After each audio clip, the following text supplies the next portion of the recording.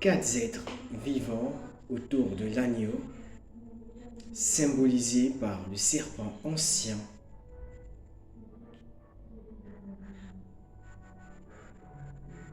le dragon,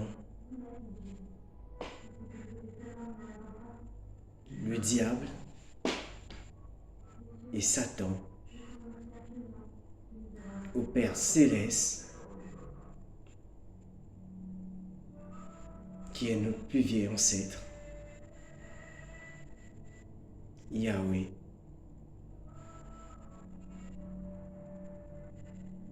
Dont on ne peut dissocier d'Allah, le roi de l'univers, le roi qui soumet l'humanité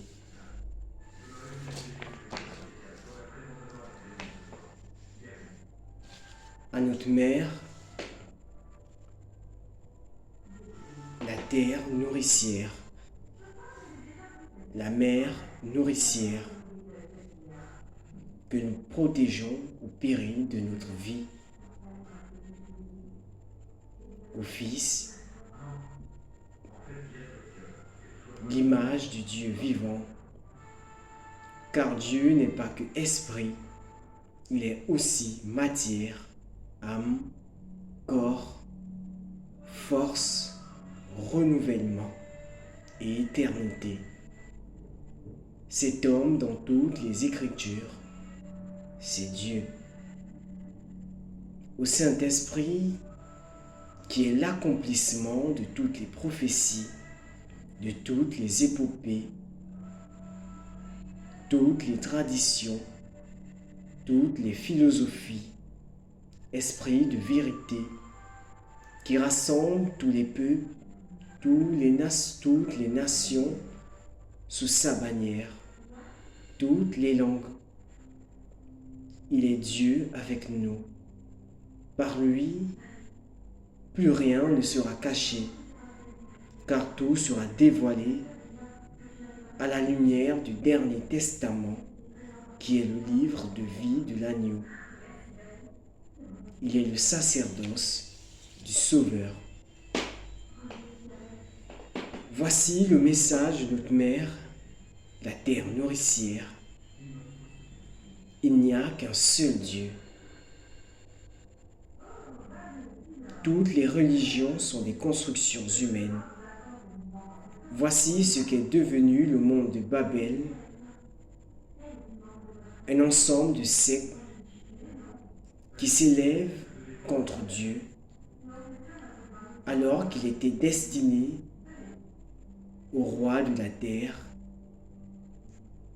qui n'est que le héros, le vainqueur de l'épreuve de l'instruction, dans le paradis, dans ce paradis dont ils ont décidé de détruire.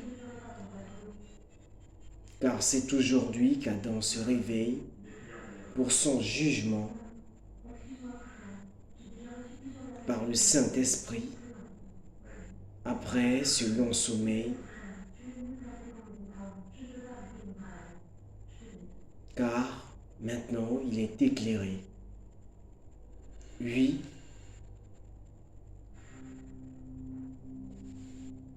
tout comme l'éclair part de l'Orient et se montre en Occident.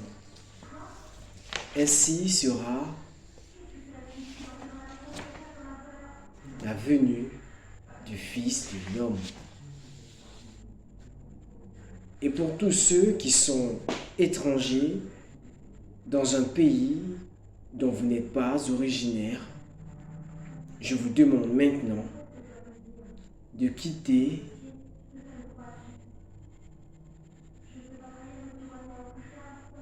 maintenant ce pays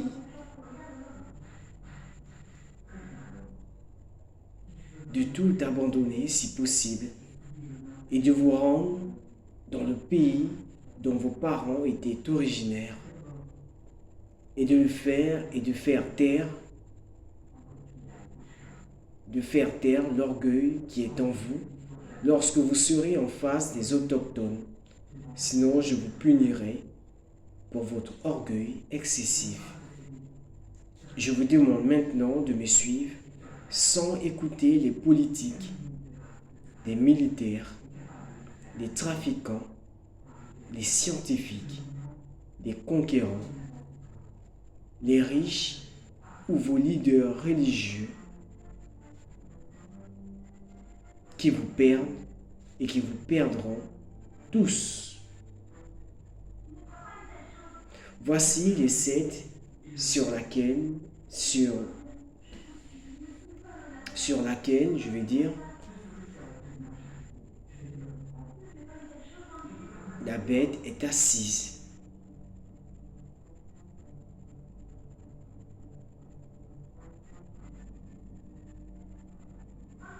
Parce qu'en réalité, ils sont tous un, travaillant ensemble, main dans la main. Vous me suivrez moi et moi seul. Ce sont ces 7 qui vous perdent depuis toujours. Tous ces démons se sont réunis pour exterminer leur propre peuple. Tous vos dirigeants ont tous signé ce qu'ils appellent des pactes. Vous revenez à la raison. Laissez ceux qui veulent s'engager dans cette guerre la mener eux-mêmes. Ils ont déjà leur jugement, car même la 3e guerre est terminée. Et vous, les saints d'esprit, dont la tête a été mise à prix, vous en sortirez vainqueurs. Rien ne vous arrivera. Nous sommes en guerre depuis qu'ils ont tous choisi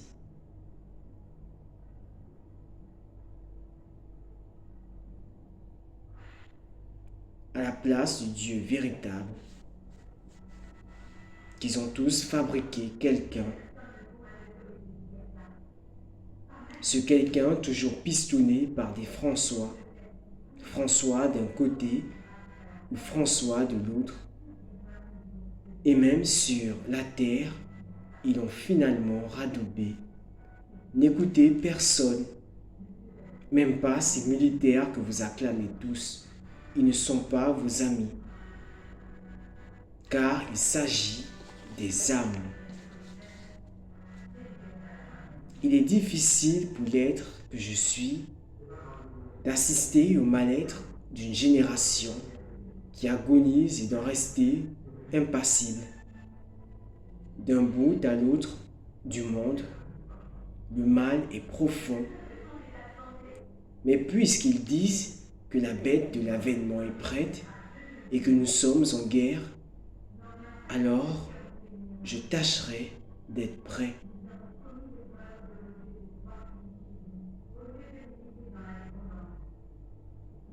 Car, tout comme l'éclair part de l'Orient et se montre en Occident, ainsi sera l'avènement du Fils de l'homme. Le Fils ne vient pas de manière à frapper les regards. C'est dans un monde en proie à l'imposture que je viens. Voici le désastre et la désolation sur toute la terre entière et la non-repentance malgré tout le temps que je vous ai accordé. C'est triste, mais c'est la vérité.